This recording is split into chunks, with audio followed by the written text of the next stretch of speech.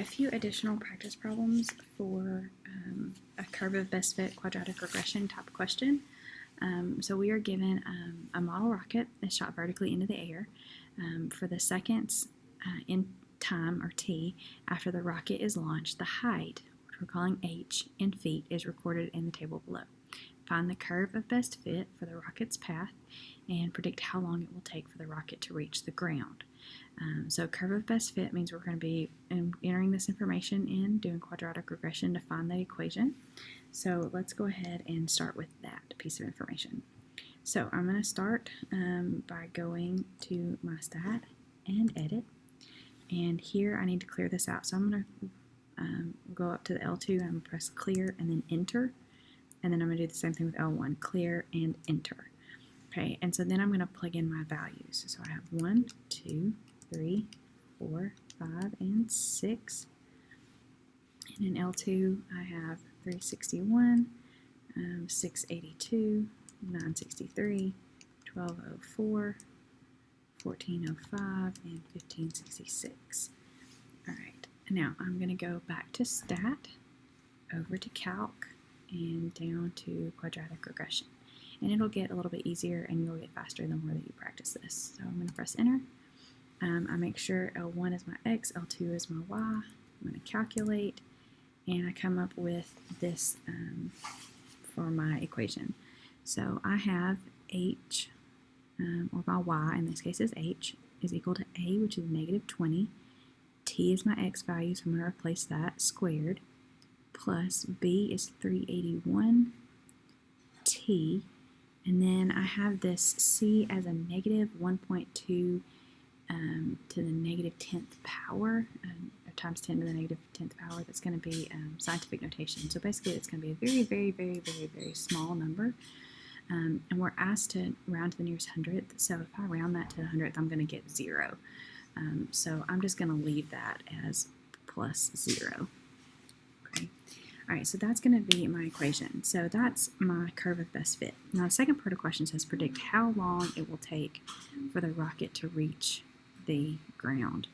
So that means I am looking for, think about this for a second, I've got a rocket that goes up in the air and then it's going to come back down and reach the ground. So I want to know where it crosses the x-axis here in that positive x-intercept. We talked about that previously with our quadratic application. So I'm going to be looking for a solution, the positive x-intercept for this.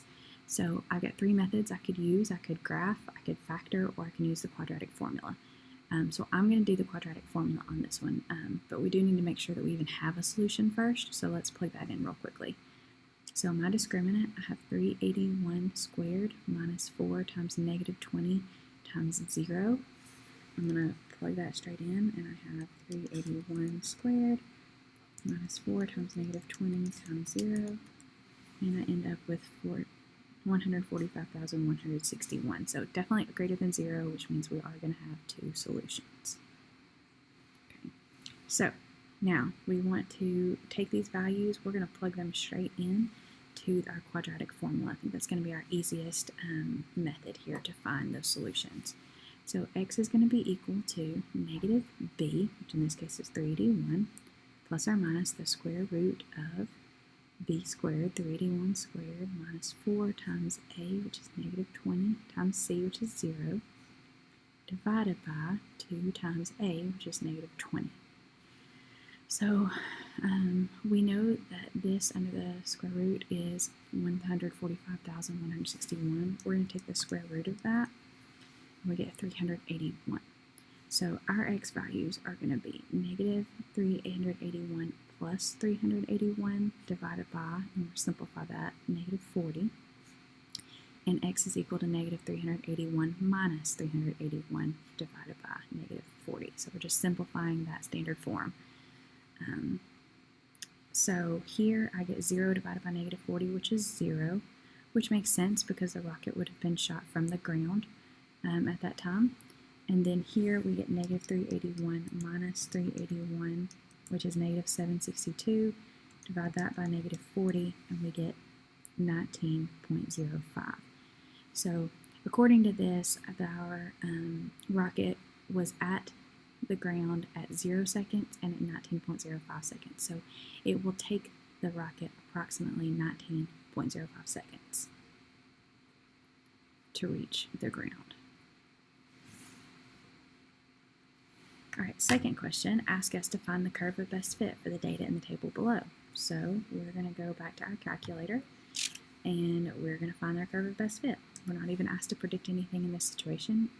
So I'm going to go to Stat, Edit, and then I'm going to clear this out. So I scroll up, press Clear and Enter, scroll over, Clear and Enter, and I'm going to plug in these values. So my X values, I have 1, 6, 11, 20, 29, 36, 45, 51, and 53. And then over here, matching up with that, I have 95, 101, 126, 151, 204, 225, 281, 311, and 344. All right, so now that I've got my values entered, I'm going to go to Stat, over to Calc, and Calculate, and down to Quadratic Regression. L1 is my X value, L2 is my Y value. I'm going to go ahead and calculate. Notice that my directions tell us to round to the nearest hundredth, so we're going to have to do that here on this one. So what I end up with here is that Y is equal to, and my A value is 0.04, hundredth is 2 places, so we're going to just round there, X squared plus, and my B value is 2.35, we can round that, X, plus C, which is 90.82. And that's going to be my curve of best fit for this. Not asked to find any predictions, so we can move on to the next question. All right, number 3, we have an archer releasing an arrow towards a target. The table records the height of the arrow in feet over a period of time in seconds. What is the estimated height of the arrow at 2.1 seconds? So the first thing we need to do is find an equation. So we're going to have to find that curve of best fit. So let's go back to our Stat, Edit, clear these out, and we're going to input 0.2, 0.4, 0.6, 0.8, 1.0, and 1.2. And then in our L2, we're going to do 15, 23.4, 31.3, 38.1, 45.8, and 50.2. From there, we're going to go to our Stat again, over to Calculate, and down to Quadratic Regression. L1 is our X, L2 is our Y, and Calculate. So we end up with this formula. H is equal to, and here again we're going to have to round, so we're going to do negative 9.29 t squared plus 48.71 t plus 5.5. So that's going to be our equation that we're going to use. And the question is what is the estimated height of the arrow at 2.1 seconds? So I have the value of t at 2.1. I need to find the h. So I'm going to plug in negative 9.29. I'm going to replace the t with 2.1. I'm going to replace the t again over here with 2.1. And I'm going to use my calculator to simplify. So close out of this. And I have negative 9.29 times 2.1 squared plus 48.71 times 2.1 squared plus 5.5, and all together, that gives me a height of 66.8221, approximately. Of course, our answers are always going to be approximate on these because we're not using exact numbers, we're using a rounded equation here. But that means that at 2.1 seconds, the arrow was 66.82 feet off the ground. We're going to go ahead and round that to 66.82 feet. All right, last and final question here. We have a new company looking to maximize their revenue for a product. I feel like maximize is an important word. The table below shows the relationship between the price of 1 unit of the product in dollars and revenue in thousands of dollars. At what price should the company sell the product in order to maximize revenue? So we're going to have an equation yet again for this. So I'm going to go back to Stat, Edit. I'm going to clear all this out. I'm I'm going to clear it all out, and I'm going to plug in these values. So my price per unit is going to be my X value. So I have 1.25. I have 1.75. I have 2.5, 4.75, 7.5, and 10. And then my revenue that coordinates with that is 105,000, 211,000, 298,000, 423,000, 274, and 78. Okay. All right. So let's go ahead and press Stat. Go over to Calculate, down to Quadratic Regression, and our L1 is our X, L2 is our Y, and we're going to calculate. So we have the problem. Y is equal to, and I don't have a specific variable that they've given me to use, so I'm just going to use my X and Y. So Y is equal to negative 15.67x squared plus 166.86x minus 44.91, using those A, B, and C values and just plugging them straight in. All right, so this question is asking us to find the maximum revenue. And so this equation, or this parabola, is going to be going in an upward direction and then coming back down because it's got this negative. It's flipped upside down. So it's going to have a maximum point. So it seems like what we're looking for is the maximum point. But the question is, are we looking for the maximum X value or the maximum Y value? And because it's asking for the price, not the amount of revenue that they can max out at, we're actually only looking for the X value of the vertex. So we know that the X value of the vertex always falls on the axis of symmetry.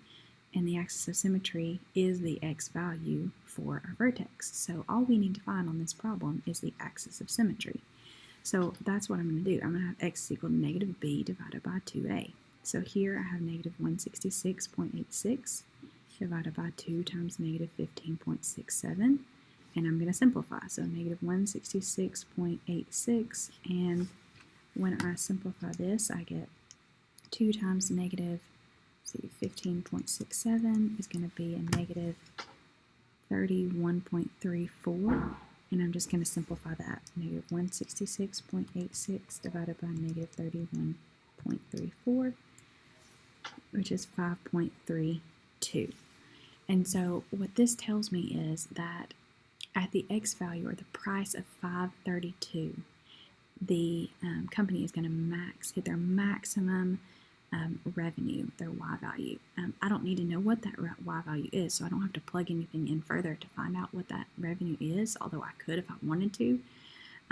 All I need to know is that $5.32 is the maximum amount that they need to pay, or that they need to price their product at.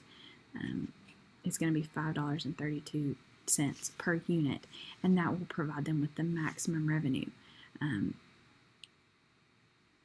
for their product.